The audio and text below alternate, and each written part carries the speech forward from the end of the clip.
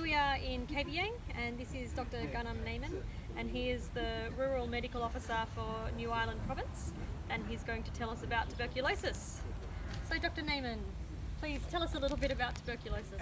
Thank you. Tuberculosis is caused by Mycobacterium tuberculosis. It can manifest as the pulmonary or extrapulmonary Okay, infection.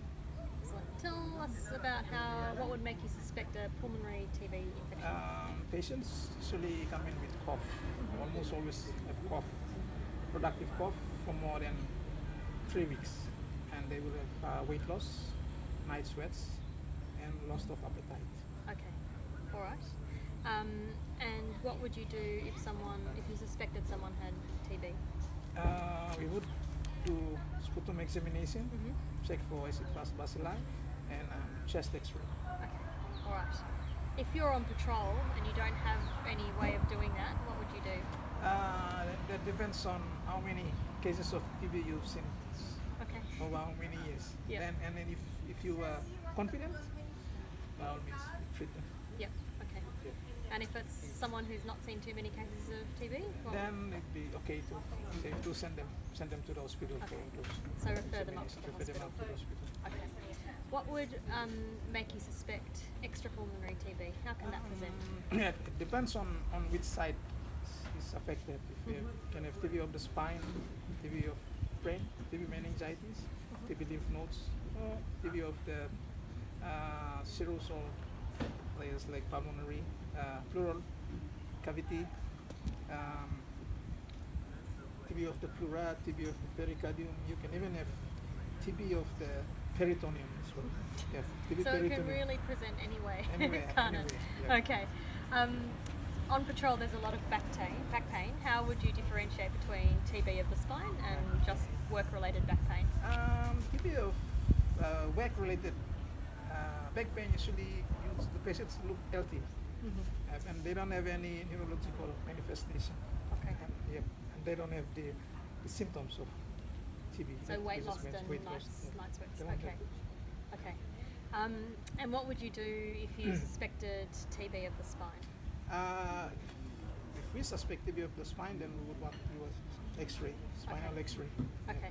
All right. Tell me about TB of the lymph nodes. What would you do? TB of the lymph node is a bit difficult here because we need a biopsy to definitely confirm that. We just check the lymph nodes are usually rubbery in nature, and Okay. they're not attached to deep Okay. structures, mobile rubbery. Yep. Okay. And All of right. course they will have the other symptoms. The as other well. symptoms, so weight loss, night sweats, and Sweats, maybe a yep. cough, Maybe a cough, dry cough. dry cough as well. Okay. All right. So you've either diagnosed it with the help of investigations or you've diagnosed it with the history. You've seen lots of them before. What treatments are available? We give a combination of drugs, 4 drugs. That's rifampicin, ethambutol, pyrazinamide, yep. and streptomycin for extrapulmonary TB, Okay. and isoniazid, rifampicin, pyrazinamide, and ethambutol are the Yep. 4 drugs that we normally use Okay. for TB. Okay. TB that is not CNS TB. Okay. All right. So those 4 drugs, and how long do you do an intensive So course for? intensive course is we go for 2 months, and then that's isoniazid, rifampicin, pyrazinamide, and ethambutol for 2 months, and then 4 months of just isoniazid and rifampicin. Okay. And what does that look like for the patients? If I've referred someone up to hospital and they've started on treatment, are they admitted to hospital or? Okay, they will be if they have sputum positive TB, then we keep them in the hospital for public health reasons, and then we make sure they complete the two months of intensive phase. And then after that, we send them to their nearest health facilities. They can stay at home and then go in for monthly collection of TB drugs. Yeah. How long, as a care worker, do we have to worry about patients being infectious with TB? Usually, say it's about after 2 weeks, the sputum count of AFB should drop. Okay. Yeah. But Okay. it would be safe to go up to a month or 2. Okay. All right. Tell me about multi-drug resistant TB. Okay, multi-drug resistant TB is recently been a problem in PNC and New Ireland as well. then the first case was diagnosed in Lear, in the mining medical center. But in here, we don't have the gene expert machine to diagnose MDR TB. Yeah, but it's difficult to treat. Yeah. So what would make you suspect MDR TB? There's somebody who's been diagnosed with TB and is on medication that is not improving. Okay. And tell me about contact tracing for TB. What would you do here? The contact tracing for TB is actually if you diagnose somebody with sputum positive TB or any TB for that matter, and then you ask around this family if somebody has been coughing a lot, and then really we would like to take all those family members in to do a chest X-ray, basically to check if they have TB as well. Okay, all right. And tell me just quickly about TB and HIV and TB and diabetes. Okay, now we have seen a lot. Now that we have the first case of HIV in PNG was diagnosed in Port Moresby in 1987 or something. Somebody with TB. Okay. So we've seen since HIV drops the immune system, and TB is a disease associated with low immunity, and so we always, in most cases, we see TB in HIV patients. Okay. And diabetes as well, because diabetes also affects the immune system. So when the immune system drops, that's when TB comes in.